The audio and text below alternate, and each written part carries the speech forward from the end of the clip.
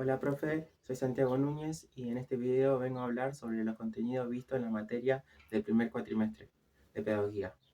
Para empezar este video voy a hablar de la educación, que voy a decir que es un objeto de estudio de la pedagogía, que esta es una ciencia de la educación que analiza, reflexiona y sistematiza los hechos educativos y también nos da un vocabulario específico para las prácticas docentes. Para hablar de educación tenemos que decir que es una práctica social, que también tenemos que decir que es un fenómeno necesario para la humanidad, ya que sin ella nos extinguimos. Tenemos que decir que es histórica, porque va variando en el tiempo. Y también tenemos que decir que es universal, porque siempre existió. También tenemos que decir que tiene una direccionalidad, una finalidad, un para qué, que va del uno hacia el otro. Y tiene un para qué porque tiene un sentido, que es el sentido de construir un saber, un conocimiento. Cuando hablamos de educación, tenemos que decir que la educación es poder, ya que el poder es algo que incide en las conductas y en los conocimientos de alguien. Cuando hablamos de poder, también tenemos que decir que es algo que puede producir un cambio en las personas. Por ende, cuando nosotros educamos, estamos ejerciendo este poder, ya que el poder no es algo que se obtiene, sino algo que se ejerce. Por eso el poder y la educación son sinónimos.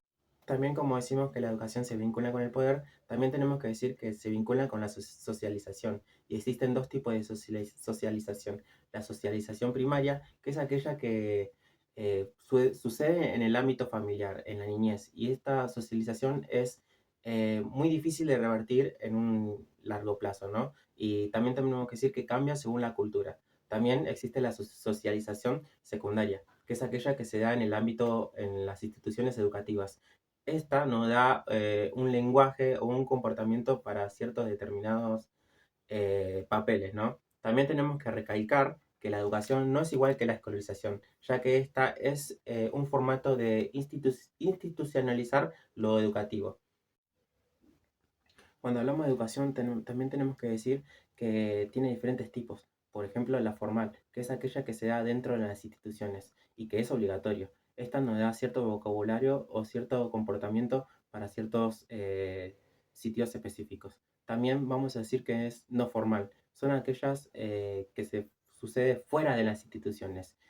Por ejemplo, los cursos. También vamos a decir que es sistemática, que es graduada, planificada y tiene un fin.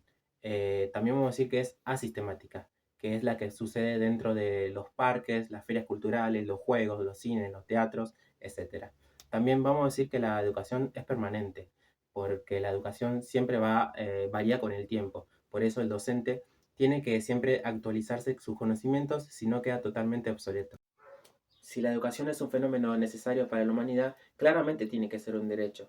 Para ser un derecho tiene que estar legitimado, y para estar legitimado tiene que tener normas, leyes y reglas. Pero todo esto, ¿cuándo se consolida? En la Argentina, estos derechos vienen en la primera Constitución Nacional de Argentina, en 1853, en el mandato de Alberdi, en el artículo 5, derecho a aprender. Gracias a esto, la educación pasa a ser un derecho obligatorio, ya que mucho antes no lo era, y ahora es una necesidad básica para el ser humano. Este derecho se consolida con la Ley 1420 en 1884. Esta ley viene a organizar el sistema educativo argentino y garantiza el derecho a estudiar para todos. Pero ¿cómo se consolida esta ley? Para eso tenemos que saber el contexto histórico de Argentina en 1880, donde teníamos una presidencia de Roca, donde había una doble vara, conservadora y oligarca y liberal en económico. Esto le permitió a Argentina insertarse en el mercado internacional, llevando un modelo agroexportador. Esto le brinda a Argentina un gran crecimiento económico y le va a permitir modernizar el país. Por ende, va a querer copiar los modelos y los edificios, estructuras de Europa. En este tiempo, también surge que la Iglesia pierde poder en manos del Estado, por ejemplo, el registro civil.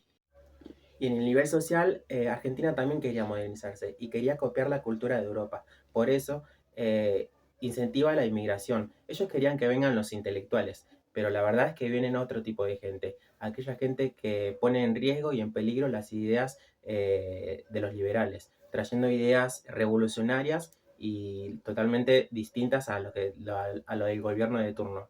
Entonces se instalan dos problemáticas en esta sociedad, los bárbaros y los inmigrantes. ¿Por qué eran una problemática? Porque ambos tenían ideas y las culturas totalmente distintas, por ende chocaban mucho. Y esto le traía un gran problema a los políticos de turno, ya que querían una población homogénea, que tengan sentido de permanencia. Por ende, se lleva a la construcción de una herramienta de control ideológico, gracias a la Ley 1420. Esta ley viene a organizar el sistema educativo y garantiza la educación mixta, graduada, gratuita, universal y obligatoria, y también laica en lo práctico y tolerante en lo teórico. Todo esto en el nivel primario, de 6 a 14 años. Todo era para eh, construir el ciudadano argentino y homogeneizar a la población.